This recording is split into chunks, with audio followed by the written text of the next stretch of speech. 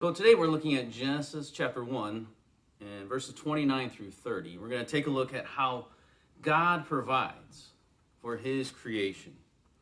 First, we see the provision for man and animals. At this point, God decreed that the plants would be given to both man and animals for food.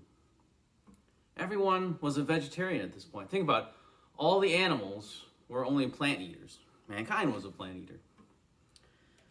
There were no carnivores in the beginning. But we see after the fall that changes. Mankind does not start to eat meat until after Noah gets off the ark. It was way that God provided for Noah and his family in this new post-flood world. There would be need of new provisions. This is part of the blessing and provision that God gives to his creatures, to his family, as Noah gets off the ark. It was okay to eat plants and meat at that point. We see in the Mosaic Law after that God restricts the different kinds of meat that people were to eat in the nation of Israel. However, in Isaiah 11, it suggests that one day there will be a time when the meat eaters will no longer eat meat. As Isaiah 11 says, the lion shall eat straw like the ox. So not only did God provide for his people and for the animals at the very beginning, he continues to provide for them for all time. Before we move on to the next section of this passage, we need to consider that God is always providing for his people, for his creation.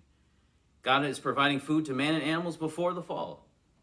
Ligon Duncan points this out. He says, sometimes I think we think that God's providence is necessary only because we live in a fallen world, but this passage makes it clear that we still needed to be provided for, even when things were perfect. Now there's a great lesson in that. As God's creatures, there is never a time when we do not need his care. His care is not just for the tough times, and that's an important spiritual application for us.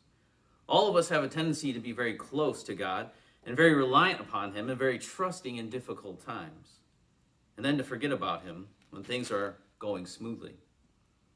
But this passage reminds us that even in a perfect world, we would be dependent upon God's providential care.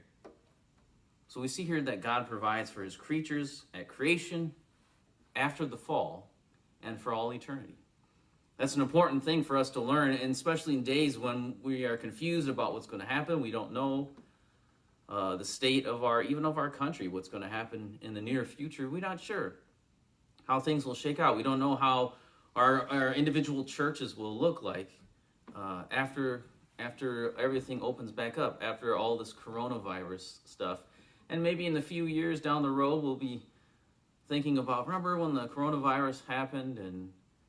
But now in the state of things, and it could be anything, in the time of death, in illness, in a time of financial stress, which many people are going through now, even today, we need to be reminded that God provides all times. You know, there was times in my life when I was wondering if God was going to provide. And especially as a pastor, you're dependent upon God, really, to provide for all that you need. That God would use his people to provide for your daily needs. And so really, you have to live in a state of faith and a state of trust in him. And I think for most of us, that's hard to do. We need to get to the place where we have got our lives in a situation where we have to trust in Christ. Oftentimes we build this bubble around us. Financially, we want this bubble. Materially, we want this bubble where we don't have to trust in God to provide for what we need. We've provided for what we need. That's what we think.